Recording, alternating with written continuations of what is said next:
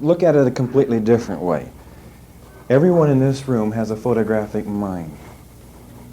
Now, I know when you went to school, you thought that only 1 or 2 students in a class had a photographic mind. Some of you are beginning to look a little uneasy because you said, I wasn't a genius and now I am.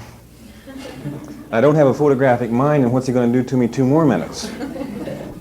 I want to show you that God made you only with a photographic mind. God doesn't create any other kind of minds. This is the only product he makes. During the war, the Army found that when a man walks guard duty and observes whatever he can observe, and then comes back and reports, that he only reports approximately 1/10 of what he sees. They also discovered that they could hypnotize him and change his self-image, and then he could remember everything he saw. Can you see what this would mean to the Army? They could take a normal GI, IQ 100, send him walking down, and what have they got walking? A moving camera, have they not? This is amazing. Let me show you how it works. If I would take anyone here tonight and put you in a normal living room, I give you 60 seconds to make one complete circle and walk out. I would ask you then to list all the items that you saw in that room. You would list the 25th one, the 26th one, about the 27th one you'd begin to smile. And when you did the 28th one, you would have real pleased expression. Why? Because you're proud of yourself for doing what? Listing 28 items in that room and being in there only 60 seconds. Now, if you reach number 29, you will have arrived. And you will feel great. And you will think that you're a very intelligent person. Now, the reason you're satisfied is because you've reached your self-image. That's exactly what your self-image says that you can do, and you have done it, and now is your whole system consistent and complete. And you feel great. All right, I'm going to hypnotize you now.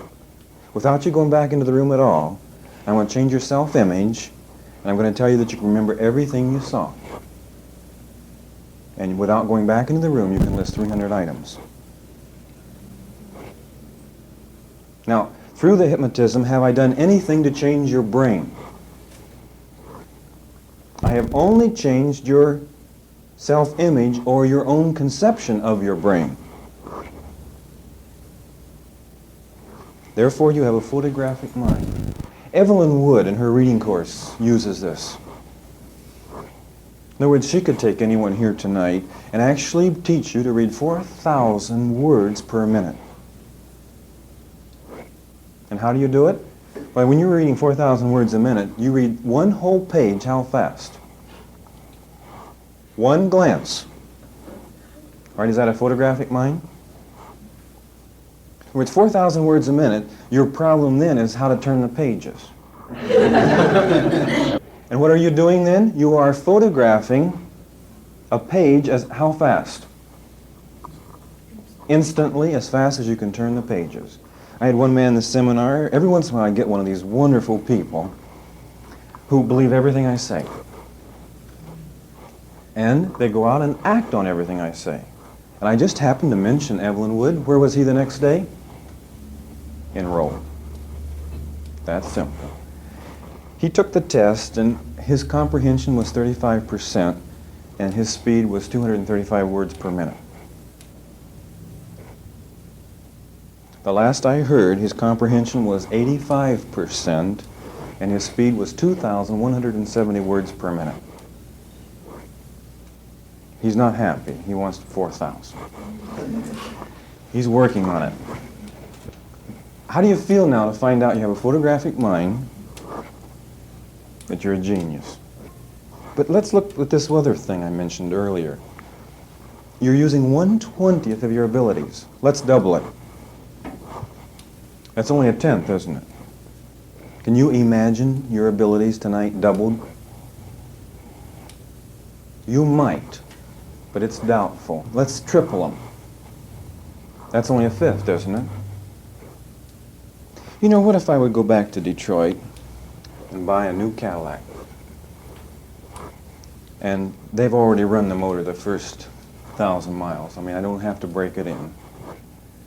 And I start back toward the west coast, 5 miles an hour. Everybody drives by me, blowing their horns at me, but I don't want to tax this vehicle. So 5 miles an hour all the way across the United States. Would you wonder about me? Do you realize that we as humans are doing worse? People say, don't study too hard. Always remember that people who think have nervous breakdowns. And then they'll mention some college student that cracked up. And what do they always crack up from? Thinking. I'll tell you what causes the nervous breakdown in college. Staying up all night, not sleeping, and not eating properly. It has nothing to do with thinking. What will happen to me if I think more? 4 things. You'll be happier. You'll be healthier. You'll live longer, and you'll make more money. And that's all. Are those derogatory? I don't think any of us would mind that, would we? No, thinking is good for you. But if you're lazy, would you not like to rationalize that thinking is evil? I heard it said the other day that 5% of Americans think. 15% think they think. And 80% would rather die than think. Now, which group are you in? Before you leave tonight, I would like to put you in the 5%. And this seminar appeals almost entirely to the 5%. Take 100 men, age 25. Sharp, white shirt, hair cut, shoes polished, gleam in the eye. You ask every one of them, will you be successful? And what do they say? Nothing can stop me. I'm on my way. All right, now let's follow the same men for 40 years. Now they're age 65, and here's the figures. 38 of them are dead. You say, oh, well, they were unlucky or suffered misfortune. No, when you have a heart attack, you're not suffering any misfortune, you're causing it. You say, can I really make a statement like that? Surely it's organic. Well, I wouldn't hide behind anything being organic because you caused the organic. I know of a particular gentleman that had a heart attack. Brought him into the hospital and he's laying there dying. He doesn't know what to do, so he starts saying, be still and know that I am God. And he keeps repeating it because he's afraid to have any other kind of thoughts. For 6 weeks, that's the only thing he thought. In the meantime, other men would come in with the same kind of a heart attack. They'd bury him. I think he said there were 6 of them buried during that 6 weeks, which kept him repeating the scripture verse continuously. Did you know that that man come up off of that bed and served a productive 40 years? Now, I would say he had a weak heart, but he learned to live differently. So these 38 men, and by the way, you say, well, all of them were not heart attacks. No, some of them were killed in automobile accidents. But again, you cause it. You get yourself in a bind working 3 jobs to keep from going bankrupt. Are you in a hurry? You rush? You have time to fix the car? In other words, we say that we bring upon ourselves everything that happens to us.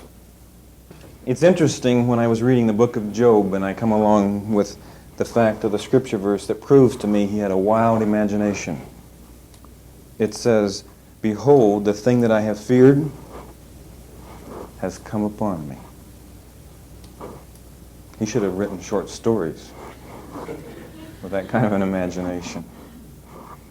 All right, 54 of these men, that's 54%, at age 65 are broke physically, mentally, and emotionally. Now, do they have a chance of ever working again? They're through. Isn't this pathetic? Now, who's going to support them? Friends, relatives, or the government. Can you call a man successful who cannot be of service to anyone at 65? Hardly. Let's look at 5% of these men. Of the 5% who are still raring to go, one of them is very wealthy. And the 4 others are financially independent. Would they have to work? No. But could you stop them from working? No. Could you in any way entice them to retire? No. We call these 5 people successful. Not because they're financially independent, but because they are capable of rendering a service to their fellow man. In other words, they're still alive.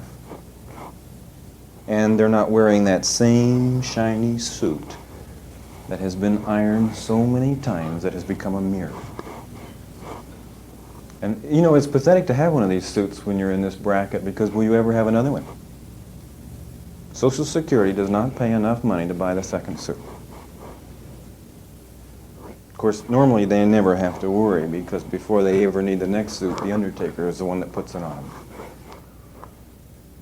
All right, let's go on. We're going to move into this 5% bracket all the rest of the evening. And you begin to see that only 5% of Americans are successful. 95% are failures.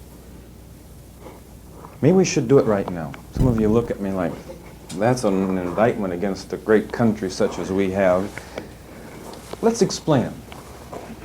I was buying a ranch, and it was about 4 o'clock, and I suppose everybody's blood sugar's down around 4, and my wife was tired, I was tired, the people that I was buying the ranch from were tired, the banker was exhausted.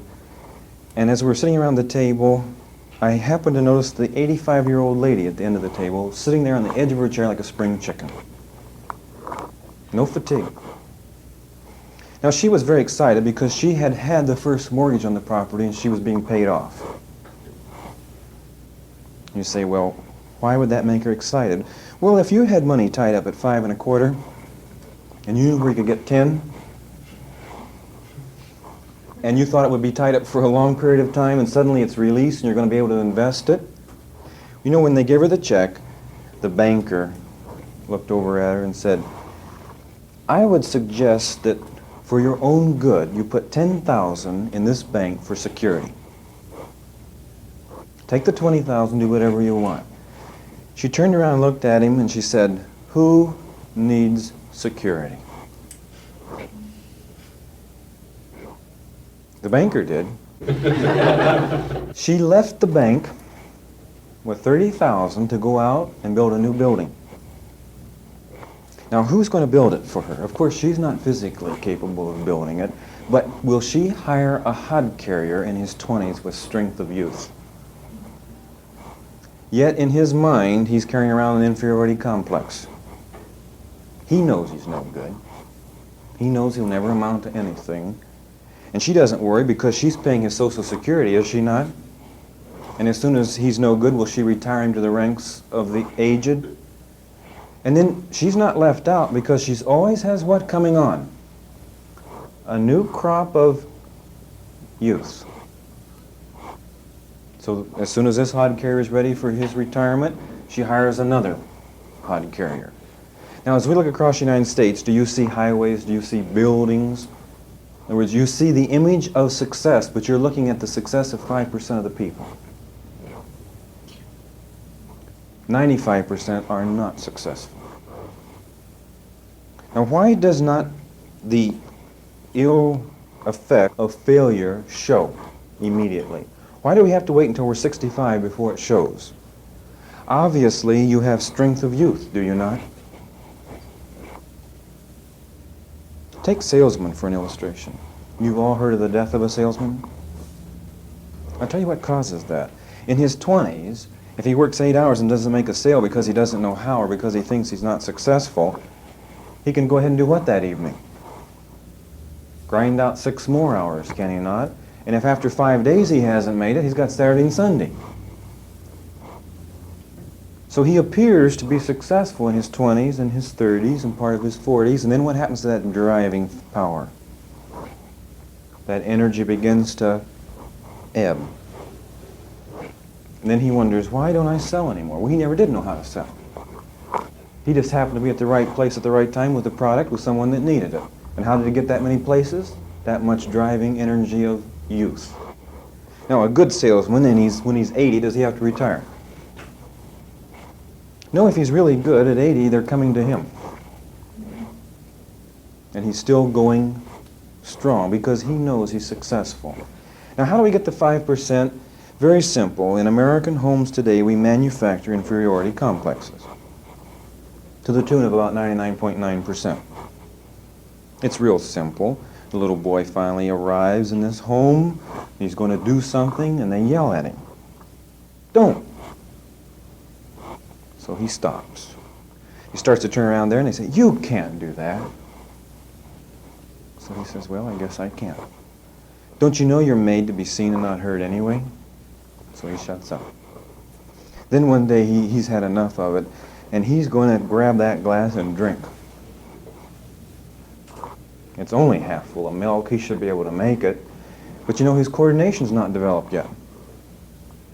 So in the process of picking up the glass, he drops it. By the way, he feels bad. I mean, it's a failure, and that's enough to cause a bad self-image. But then his mother comes around the door and screams. She bawls him out. While he's in his room for an hour waiting there with the door shut, it dawns on him that glasses are worth more than boys. And then he's over at the neighbors and breaks a vase from 3 generations. Then he finds out that vases are more important than boys. And before long, he realizes that he's nothing, and he's no good, and he never will be. And therefore, what have we done? Produced an inferiority complex. You know, most psychologists believe that your present self-image was formed during the first 6 years that you were on this earth. We call these the formative years. During this time, you either identified with failure or success, and then you believe this is the way you were. Also, you know, your parents helped you reinforce this success and failure. They helped you identify with it. You know what they should have done? They should have really told you who you were, and that your position would be totally unaffected by what you did. I've asked many, many groups, and I've had groups as large as 300 or 400 and asked this question. Is there anyone here who has not at one time in your life had an inferiority complex? We all come this way. I won't ask the next question. How many still have it? But the point is this: if you have not willfully changed your self-image, what do you have tonight? An inferiority complex. All right, what percentage of the population change? 5. 5 people change, 95% of the people do not change. Now, why do 5% change? This has always been an amazing question. Some people say, well, they happen to have adversity. I mean, if you're in an automobile accident and you're in hospital for a year, do you have time to think? Well, they say this allows the change. This is not true. Don't think that you've got to go to a prisoner of war camp to become a man. I know a man from Detroit who lived in a very beautiful home who did serve 9 years in Russia in a prisoner of war camp, was asked this question by a reporter. If you had it to do over again, which would you choose? To stay in your lovely Detroit home or spend the 9 years in Russia in the prisoner of war camp? And he said, there's no question about it, I go to Russia. He knows he's a man because of the prisoner of war camp, and he knows he was nothing prior to this. Now, those kind of interviews and those kind of questions make you think, what? If I'm going to be something, I'm going to have to really have some trials. There's a gentleman who made a study. His name is Dr. Kenyon. And his study was of a religious group of people who were basically, we describe them as fundamental Protestants, who have prayer meetings on Wednesday nights. They would get up and testify, I'm so thankful for the sickness I've just had, because it has helped me so much. We got the idea they're glorifying illness. So these are the people he used for his study. Now, all he wants to do is find out what happens to you when you become sick. The results of his study. 95% of the people come out more disturbed emotionally, more bitter, more maladjusted. 5% actually benefit and profit from the sickness. In other words, they're more matured people, they're more emotionally stable because they were sick. Now you want to go one step further? The 95% that became worse with the adversity also become worse with something good. You give them something and they say, is that all I get? The 5% who benefit from adversity also benefit from when you give them something good. The variable is in or out of the person. In. This is an amazing fact now. If you can accept this, you're on your way. Where's your worst enemy? Within yourself. It is not outside of yourself. Therefore, do we blame environment under any condition? You blame the one you live with. Blame your parents. In other words, can you blame anyone apart from your own being? No. By the way, the 5% that benefit from adversity or from fortune are the 5% who think. The 95% who suffer from good fortune as well as from adversity do not think. So the variable tonight is you and your ability to think. Therefore, do you have to have a crisis tonight to change your self-image? No, absolutely not. All you need tonight to change your self-image is to deliberately accept full responsibility for everything you are. Let's go further into the concept of your self-image. I want to first outline that the complete positive proof that you are absolutely controlled by your self-image to the nth degree. One illustration which will show this is the actual running of the mile. Let's go back and take our first date, 1864. The time, 4 minutes, 59 and 3/10 seconds. The next date, 1945. The time, 4 minutes, 1 and 3/10 seconds. By the way, that runner was a Norwegian, and his name was Gunder Haig. Now, for the next 9 years, nobody could break his record. This is 1 decade. Now, I'd like for you to look at the runners during this decade. Do any of them have a watch while they run? I mean, to watch it to make sure, you know, that I don't break this 1/10 of a second record. No. Right now, are they all having orange juice and wheat germ and all the other stuff? And are they trying? I mean, some of them are visualizing that there are wild animals chasing them, and do they have love affairs where they're trying to show off, and parents giving convertibles? Are there competition of high schools, colleges, Olympics? All right, let's take another date. May the 6th, 1954, and let's look at Roger Bannister. You see, one of the things we had done in our self-image prior to the time that Roger Bannister broke the 4-minute mile, we believed the lung capacity. There were actual statements made that the leg muscles, the structure, and the lung capacity was such that a human being couldn't do it. Roger Bannister happened to be a doctor. Maybe this helped a little bit because he couldn't accept this, and he believed that a human being could break it. All right, May the 6th, 1954, he broke the 4-minute mile. Now, in your mind, would you take a guess of how many times it was broken the next 10 years? Now, remember, before he broke it, no one could break it. After he broke it, for 10 years, how many times do you think it was broken? I'll wait just a moment for you to get a figure in your head. The number of times was 127 times. This means, what did runners have for a self-image after Roger Bannister? Human beings, of course, can break it. Now, once I change my self-image, will I have any trouble breaking it? None whatsoever. So they just went out and they broke it. Now, let's go one step further. From 64 to 66, just 2 years, This 127 times has gone up to 250. And the number of men is 65 different men have broken the 4-minute mile to date. You know what we're trying to do now? Break an 8-minute 2-mile. Now, if you're going back to the Civil War in 1864, when they couldn't break a 4-minute mile, what would they have thought of you if you told them that you were going to break an 8-minute 2-mile? In other words, do we know what we can do yet? We haven't the slightest idea of what we're capable of. Now, it isn't the abilities that we've got to worry about. It's the self-image. You know this book, 20,000 Leagues Under the Sea, by Jules Verne? Have you ever noticed that science fiction does this every once in a while? The book comes out when it's ridiculous. Later on, do we have the Nautilus? There was a fiction book came out in 1912. The name of the book is called Bunker Bean. All right, now, 1912, you've got a fiction book. 1946, you've got Cybernetics.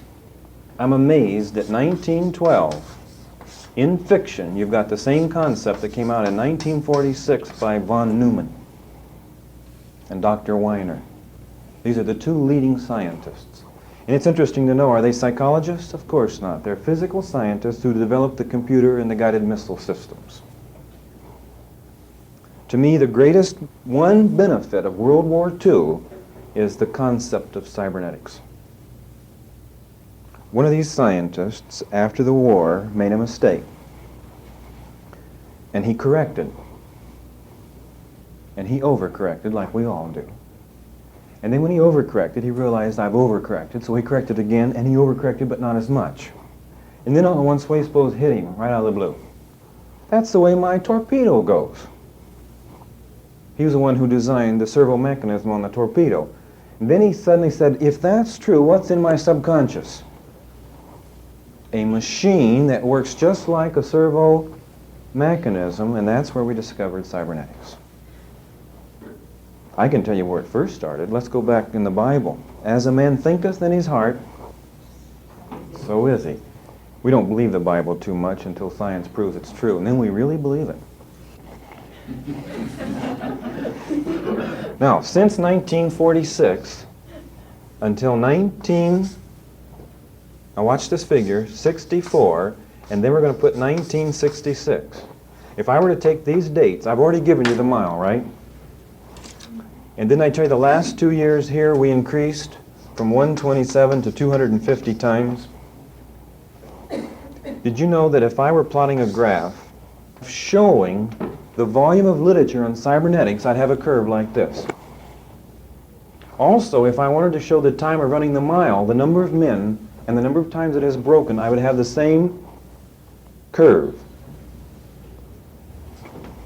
Now, would you like me to put one more set of figures on the same graph? All right, 1946, number of millionaires, 7,000. 1964, 80,000. 1966, 100,000. When's the best time to become a millionaire? Now. 66 was our best economic year. Ask somebody who was in real estate in the United States in 1966. He'll tell you that's not the time to make money. Yet I had a lady in the seminar named Zell Gallagher, and she happened to attend the seminar in 1966. And would we teach her that there were poor financial conditions? No, we would tell her that there's only one culprit. Where? Herself. She believes us. At the end of 1966, she's down at the Hilton Hotel at a banquet, and they would like to announce the winners to come up and receive the trophies. And number one was the one with the most cooperative sales in the Portland area for 66. Who was it? Zell Gallagher.